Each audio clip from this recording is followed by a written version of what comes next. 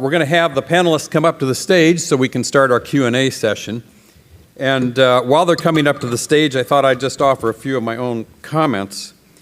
I think there's a widespread misperception, often promoted by third-party dependent docs, that the reason that physicians go into direct care or third-party free care is so they can charge outrageous fees, and so they're doing it mainly out of greed.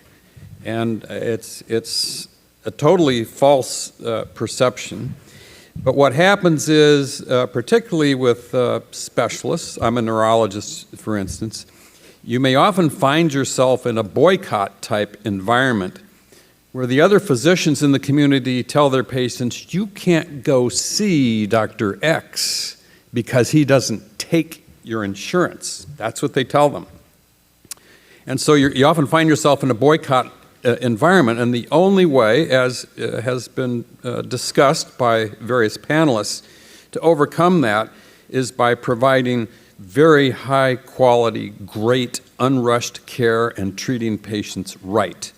Because then what happens is there is word of mouth, which often does overcome that boycott relationship. And the other thing I'll say about the being in a community where most, if not all, the other physicians are third-party dependent physicians, you find yourself in an envy-hate relationship. The other third-party dependent physicians envy you because you can do this, you don't have to put up with all this bureaucratic nonsense and interference in the practice of medicine, and in the same breath, they hate you for being able to do it because they themselves feel they can't do it and you are not subject to the same abuses by the third parties as they are. So those are just my own few comments. We'll take some questions. I just have a couple comments, and I'm profoundly grateful to everyone here. And to all of you, what good speakers we've had. I just want to make a point. Dr. Torres Hodges, you mentioned provider. The Nazis prevented Jewish physicians from calling themselves by the German word for doctor, which is Arzt. I myself happen to be ethnically Irish. The Jewish physicians were not allowed to take care of anybody but other Jewish patients, and they were forced to call themselves behandler. A handler. In other words, it can be translated provider. So my point is language is very important. I don't call it insurance companies. It's prepaid medical plans or medical corporatists. There are laws against the corporate practice of medicine which are being ignored. Medicare itself is unconstitutional because medical care is not a proper function of government. And as for surprise billing, if you've actually got, quote, insurance and your son's jaw is broken in 2 places and the prepaid medical plan won't pay for Dr. Christman to stay up all night putting your son's face back together again, why wouldn't it be called a surprise coverage gap?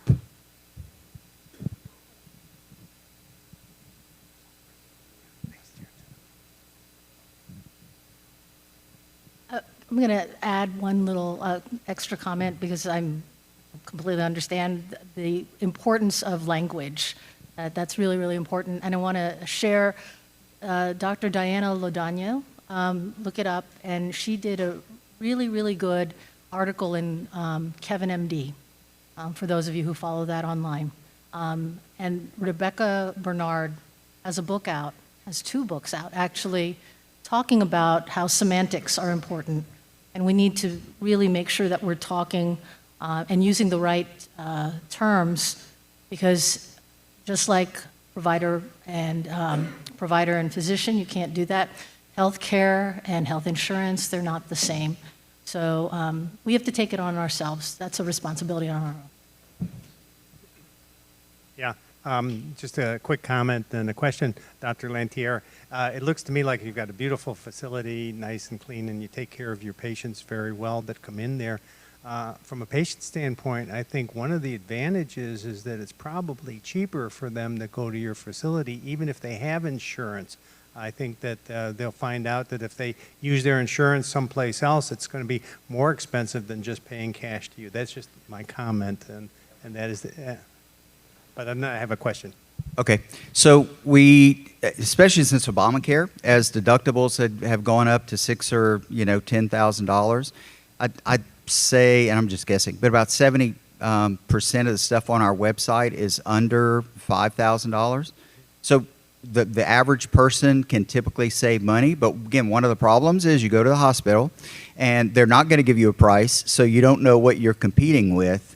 But that has been the truth all along, that if people would come to us, and without getting into too much math, but if they do it for $50,000 and we do it for $5,000, and even if you do what insurance were doing, they were punishing people for coming to us. They were saying, well, if you go to the hospital, you have $1,000 deductible and 20% copay. But if you go to the Surgery Center of Oklahoma, you have a $3,000 deductible and a 50% copay.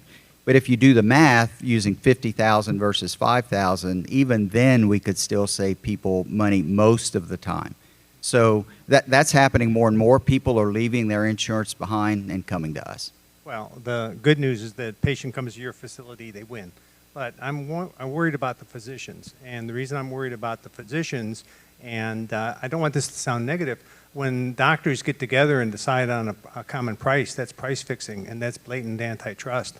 And so have you looked at it from an antitrust standpoint to see if you have any liability for the way you get different physicians together and agree on one price? How do you get around the antitrust issue on that?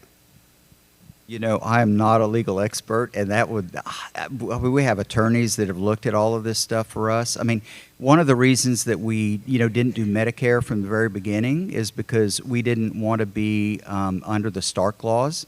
At the time, Stark 2 was in force, but Stark 3 was on the horizon. And so not taking government money really helped us be out of a lot of those legal difficulties. But I really can't speak to antitrust.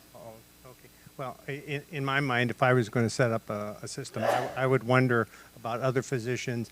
If you have the right organizational structure, there's a workaround on it. That's just another comment. And then another quick question. What do you do if there's a complication? You have a global 3,500 for... Need to hold the microphone closer so everyone can hear you. Okay. What do you do if there's a complication? You have a global 3,500 for a procedure, but if there's a complication and there's ongoing care, is that all covered under the one fee? No, that's a great question, though. So we have relationships with hospitals that if we need to send someone, but I will I'll tell you, we don't have many complications, and I hate when these always sound braggadocious, but all of our care is to make sure the complications don't happen. I mean, at the hospital, if they have a complication, they make more money. So again, it is so rare for us to have a complication. And because so many of our patients are through the TPAs, the patients are actually cared for and paid for if they have to. But we have those really good price relationships with a lot of the hospitals in town. And way too much for today, but what's happened is because the model has spread in Oklahoma City, we are actually able to refer patients to hospitals and get them to give us pricing that they won't give any of the PPOs. So the people that used to be our enemies and still kind of are way less so. So it's really a cool dynamic that's developing. Great talk. Couple of comments. I've had a cash-based practice since the 90s, 30 plus years, and one of the key things I have done in my office in terms of how we answer the phone is, number one, we instead of use the word participate, we use the word endorse, and we'll say we do not specifically endorse any particular insurance plan. Because if you say you don't participate, it's like you don't want to play the game. You know, it's clever language that the insurance company has used. And then the other thing that we do that's really critical for the services that I provide is that we never tell the patient, they often ask, what is the price? But if you give the price before you give the value, it's a loser. And you'll lose them right on the phone. And so you must give the value, and I'll tell them what we're going to do, or I'll have my staff tell them what we're going to do, how we're going to do it, and why we're going to do it, and then this is what it costs. You get them to the point where they say, yeah, that's what I want, and then here's the price, and you can decide what to do. So, but then the other question for Dr. Lantier is the insurance company, they've done that to me too. They say, don't go to this guy, and I don't know how much they've smeared me because I can't tell, but what do you think, and you said they raised it, or said they'd raise the deductible if they used your facility, because we had a guy in our area who had a surgery center, and it was pretty tough. But what do you think they're going to do next? That's good. Okay, you've stumped me. I don't know. I have no idea. You guys, anyone? What's next down the pipe? I don't know, and all I can tell you though is that's why we didn't participate with the government, right? Why? I mean, we've never taken any government money. We are so far off of their radar, and it's one of the reasons too that we don't have to do EMR. We are paper charts as well, and one of our badges of honor on our office when you guys visit, and I hope you all do sometime. We have a letter where the health department just completely caved in, and because we wouldn't turn in our records. And anyway, it's one of our badges of honor that we've put on the wall. Great panel. I was just going to comment that the more what's next, the government, in my opinion, has kind of showed their hand when they started to get involved in healthcare, and the more that they do that, the more valuable we will be in this direct care model. So, and the more important organizations like AAPS will be. Great panel. I have two questions. I'll tell you what, could I just, one thing I did want to comment about too, some people were talking about other, like the PMAs, the private medical associations, and also doing things on reservations. I mean, there are all kinds of other tricks. I mean, but I'll tell you, at the surgery center, we haven't had to use them yet because we're about as parallel as you can get. I mean, again, I still have to rely on the government for my licensing and, our anyway, all of our certifications, right? But otherwise, I mean, we're about as parallel as can be. But there are other ways that we can get even more out of the system. I mean, if we need to at some point. So. I have two questions. The great panel. First off, number one, setting your fees. Right now, we're transitioning to total cash only. We'll be that in January, and we can see our Blue Cross fees up until that point. So, question is, for you guys, how do you set your fees for individual procedures or for office visits? Number two, my second question is, as far as prior auths are concerned, I'm in a rural area. We still have to interface with insurance for prior authorizations for biologics, for MRIs, and that takes up a lot of my staff time and a lot of my time still arguing with insurance, and it seems like that's going to happen when I drop our last insurance company. If you could comment on those things. Thank you.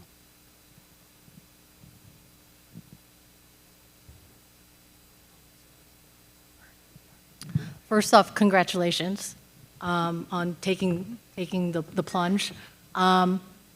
When you're in a mature practice like you have already, it's important that you know your numbers, work with your accountant, work with yourself also, and basically you're transitioning, knowing, just like a business, a small business, treat it like a small business, and you'll probably be what we call hybrid in that period of time. You said you still have Blue Cross also.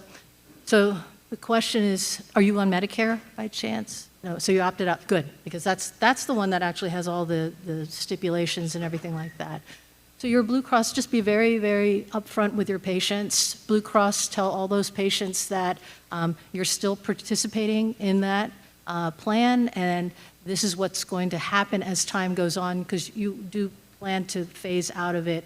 Those prices are set because you're still under contract, so you have an allowable with that. Everything else is cash.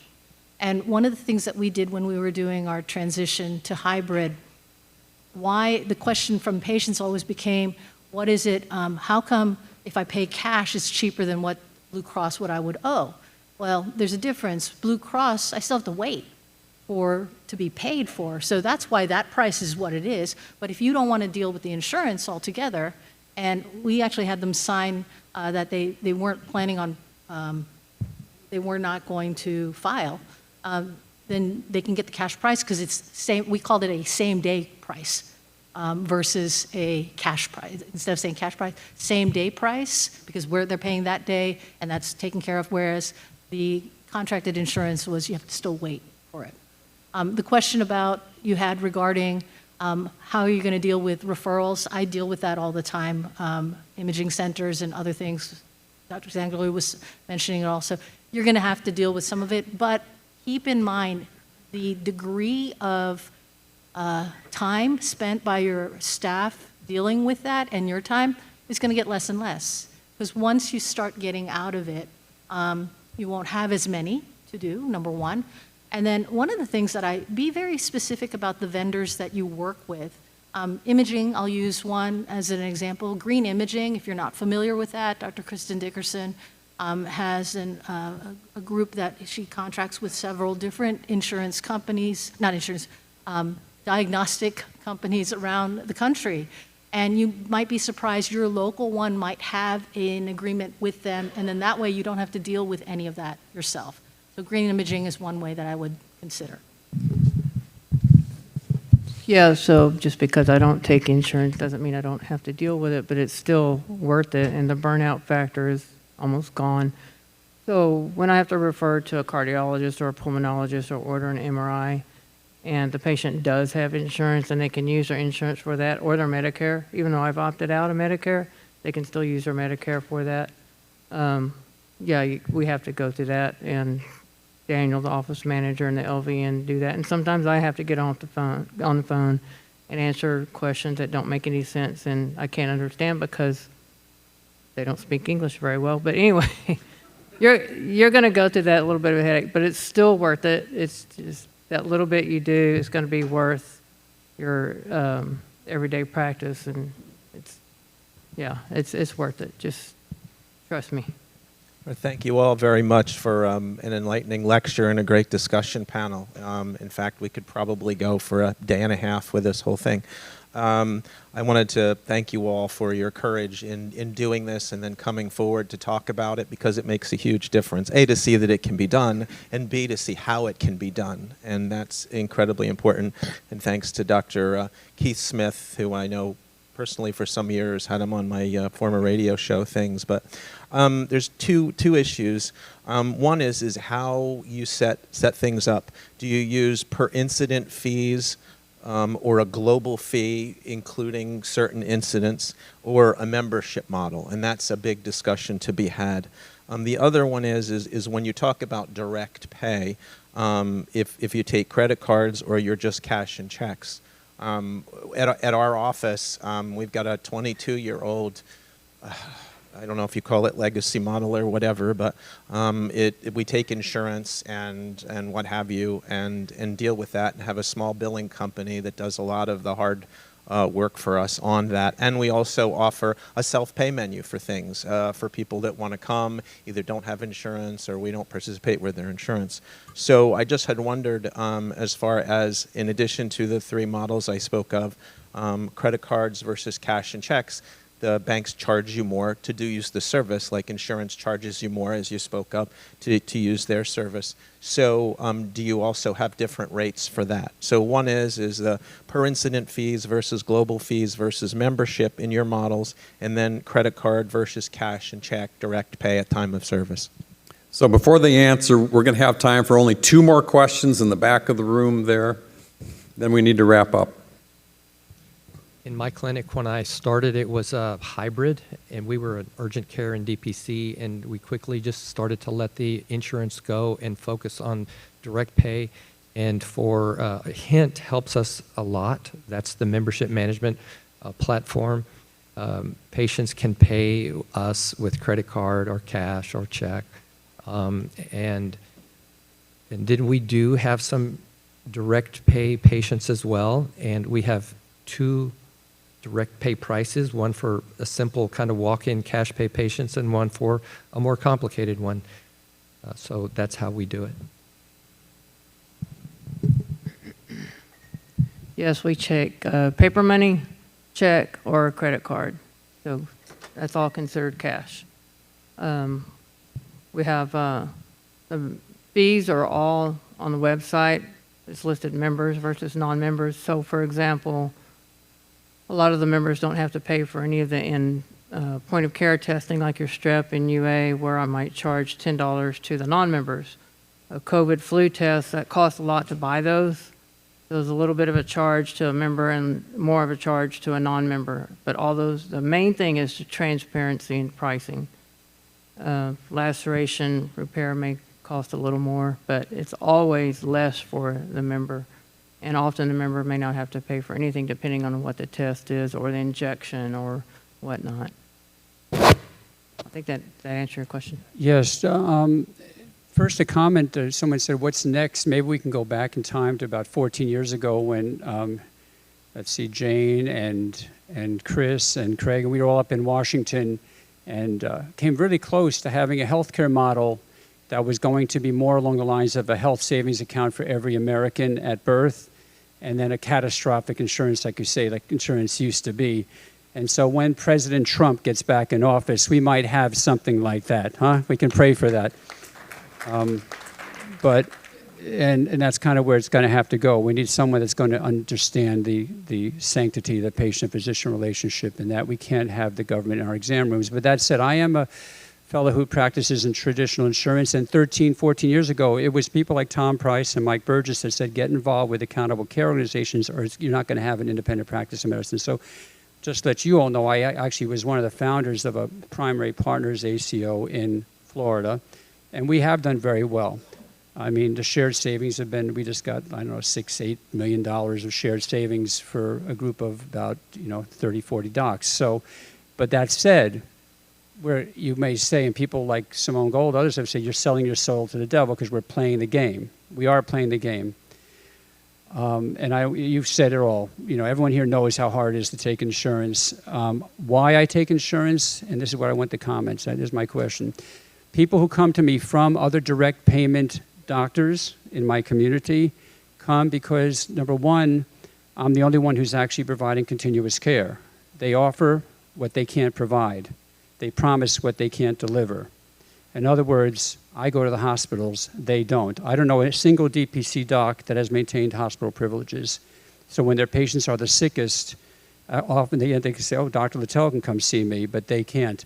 I also find quite often that on-call availability isn't quite what it is supposed to be. And then lastly, if I was to go DPC someday, and God knows my family and my wife would love for me to do that, I would probably embrace a hybrid model, which I know I see a lot, where you can hire nurse mid-levels and others to do some stuff, and then you just reserve maybe for some. But we cannot leave our Medicaid patients out to dry, our school teachers, our bus drivers.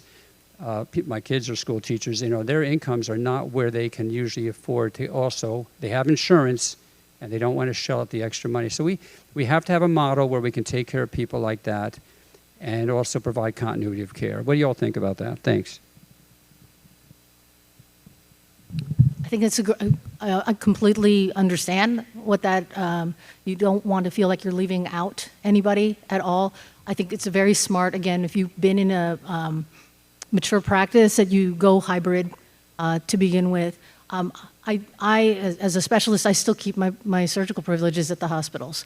It's included, when I have a patient that is in-house that has a complication following, they have a diabetic issue in the middle of their post-op period and gets admitted by their primary, their internist. I will see them, but I do it pro bono because it's part of the relationship with them. I am very intentional with my time at the hospital when I need to do it. I keep my privileges at the hospital because to do cases over there. You're not really going to leave. You have more. Your time in the office is much more intentional. I actually have more time to volunteer. And one of the things that I mentioned in my slides is that, keep in mind, your charity right now is being dictated by insurance companies, whereas when you want to offer, if you're on Medicare, you can't give a discount to that patient that can't afford it that time. I want to be able to do that. You can still volunteer in your community to help Medicaid patients. You can work with other doctors that do take Medicaid and offer your services to help them as well. It's a tough, there's no right way, there's no wrong way to do it. And everybody's situation is going to be a little bit different, but people will it's community building, and you're just going to you'll get people to help you with that. Hybrid is very, very important, though, when you're coming from that mature practice. I wanted to touch, if it's okay, with Dr. Wax's question regarding the models. I do not have a membership model. As a specialist, our care is episodic. It's not like I want my diabetics to stay with an ulcer, so I want to treat it and get it done. Each specialty is going to be different. Rheumatologists have it set up a little bit differently because they have the chronic care. Some other specialists will find that. Again, you just kind of have to find your thing. And as far as cash, I found very interesting recently. I take everything. I take Square. We use a credit card in the office also. But one of the local hospitals, they share the same hall as I am in, the cardiology group. They actually posted that they don't take cash. I thought I was surprised. And, it's legal tender, so something's up when you get a whole group doing that also. They've since taken that sign down because I think people were surprised to see that. Let's take one final brief question. We're over time, then we need to wrap up. And my question will be brief. I've been in practice for 25 years. Like you all brave individuals, I have been basically outpatient and inpatient hospital-based pulmonary critical care in the Cincinnati area. So I applaud you all, and this has been an enlightening meeting, enlightening conversations. I appreciate the fact that PCP, we are not just providers. I'm a physician, and in this new generation, we're all being trained now or told that we have to be multidisciplinary and we all have equal say in the care of patients, but there is someone who's at the helm, and I'm the physician at the helm, so I appreciate what you say. It's almost incentivizing me in a sense of spiritual, to consider maybe changing my pathway in years to come. I still have some years, and I'd be very much interested if we know the percentage of direct care that you all, the practices that you all have. What is the percentage in the United States at this time? And also food for thought, or have we thought? We need to talk about this potentially in individuals who are thinking about medicine at even the college level, not just at medical schools. But my husband, Chuck, he was asked, to talk to the pre-meds who are coming in. So he talked about the practice. We're DOs, so we told him, what life is like being trained as a DO, going out into practice as a DO. And so I was wondering, has anyone thought about, talking about these things to people at the pre-med level? Because that's what we need to do to capture them before they have all these ingrained woke thoughts placed into their heads. They're the children, they're toddlers, and we only have to age 6 before the world indoctrinates them, right? So we need to be the parents of the youth. Thank you. With that, I think we're going to thank our panelists because we do need to spend some time wrapping up the meeting. So thank you to all of our panelists.